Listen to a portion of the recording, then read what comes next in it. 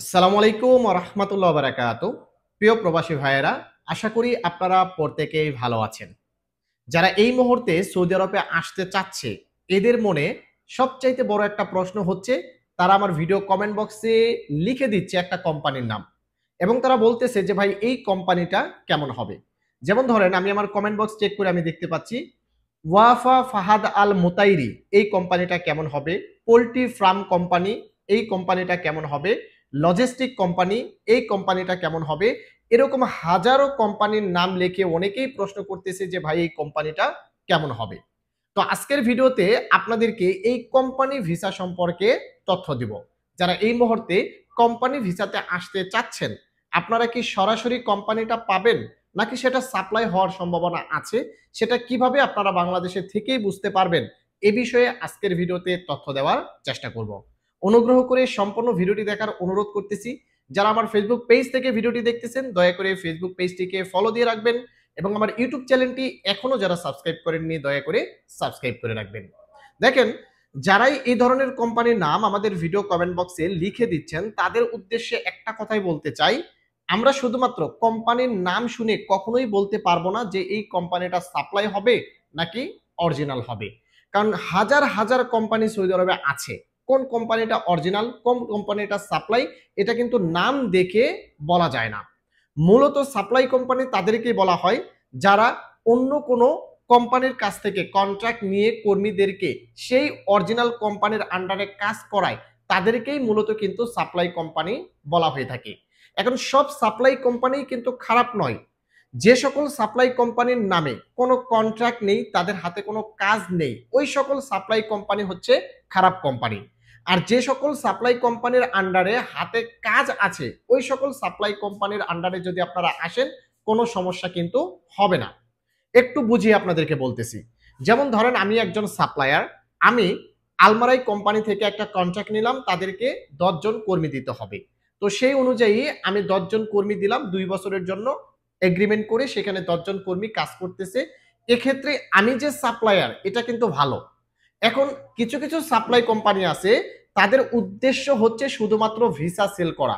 তাদের উদ্দেশ্যটাই হচ্ছে visa sell করা। তাদের হাতে কোনো প্রকার কন্ট্রাক্ট নেই।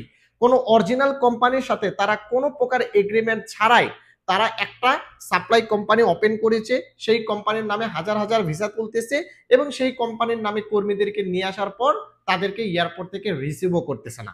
তো মূলত ওই ধরনের সাপ্লাই কোম্পানি কিন্তু খারাপ। কারণ সৌদি আরবে হাজার হাজার সাপ্লাই কোম্পানি আছে, তাদের আছে হাতে আবার হাজার হাজার কন্ট্রাক্টও আছে। যাদের হাতে কন্ট্রাক্ট নেই, কাজ নেই, ওই সাপ্লাই কোম্পানি মূলত খারাপ।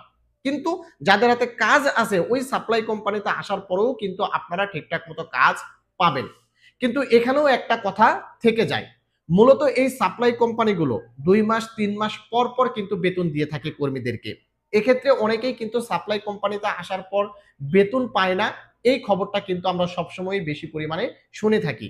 আর তারপর আমরা দেখতে পাই সাপ্লাই কোম্পানিতে আসার পর যখন ২-৩ মাস বেতন পায় না, তারপর কিন্তু তারা আবার কোম্পানি থেকে পালিয়ে যায়। কিন্তু অনেক ভালো, ভালো সাপ্লাই কোম্পানি আছে, যে সকল কোম্পানির আন্ডারে যদি আসার পর ৬ মাস টিকে যান আপনি, এরপর দেখবেন আপনাকে মাসে, মাসে বেতনও দিচ্ছে, সবকিছু ঠিকঠাক মতো সেই কোম্পানিটা দিচ্ছে। তবে বাংলাদেশে থেকেই কিন্তু কখনোই আমরা বলতে পারব না যে এই কোম্পানিটা সাপ্লাই হবে নাকি অরিজিনাল হবে। তবে মূলত যে সকল কোম্পানিতে ঠিকাদারি শব্দ লেখা রয়েছে, মাথায় রাখবেন যে সকল কোম্পানিতে ঠিকাদারি শব্দ লেখা থাকবে, যেটা ইংলিশে আমরা কন্ট্রাক্টিং বলে থাকি, যেটাকে আরবিতে আমরা মকওয়ালাত বলে থাকি। তো ওইটা হচ্ছে মূলত তিজারি কোম্পানি বা সাপ্লাই কোম্পানি। তো যদি মকওয়ালাত বাংলা করার পর যদি দেখেন মকওয়ালাত লেখা রয়েছে বা ইংলিশ করার পর যদি কন্ট্রাক্টিং লেখা পান, তাহলে ধরে নিবেন ওইটা সাপ্লাই কোম্পানি হওয়ার সম্ভাবনা ৮০%। তবে ওই কোম্পানির আন্ডারেও যদি কাজ থাকে, ওই কোম্পানি যদি অরিজিনাল কোম্পানি থেকে যদি এগ্রিমেন্ট করে কাজ নিতে পারে, এক্ষেত্রেও কিন্তু হয়তোবা ১ বছর ২ বছর আপনাদের কোনো প্রবলেম হবে না। তো আজকের ভিডিওতে আপনাদেরকে এটাই বোঝানোর চেষ্টা করলাম, যারা কমেন্টস করতেছেন, কোম্পানির নাম দিচ্ছেন, আসলে কোম্পানির নাম দিয়ে কখনোই আমরা সাপ্লাই কোম্পানি চিহ্নিত করতে পারবো না।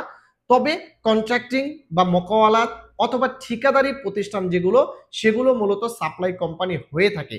তবে সেটাও ৮০%, ২০% সাপ্লাই কোম্পানি কিন্তু ভালো হয়ে থাকে। তাই যারাই এই মুহূর্তে সৌদি আরবে আসবেন, শুধু কোম্পানিতে যাচ্ছি কোম্পানির নাম দেখেই লাফানোর কোনো কারণ নেই বা সেই কোম্পানিটা অরিজিনাল হবে এরকমটাও কোনো কিছু বিশ্বাস করা যাবে না। আসার পর কথা কাজে মিল থাকলে তাহলে বুঝতে পারবেন সেটা সাপ্লাই হলেও আলহামদুলিল্লাহ ভালো। আশা করি আপনারা বুঝতে পেরেছেন। ধন্যবাদ সকলকে ভিডিওটি দেখার জন্য। দয়া করে ভিডিওটিকে শেয়ার করে দিবেন। যারা আমার ফেসবুক পেজ থেকে ভিডিওটি দেখতেছেন অবশ্যই ফেসবুক পেজটিকে ফলো দিয়ে রাখবেন এবং ইউটিউব চ্যানেলটিকে অবশ্যই সাবস্ক্রাইব করে রাখবেন। তৌফিক আলাইর সঙ্গেই থাকবেন। ভালো থাকবেন। আসসালামু আলাইকুম।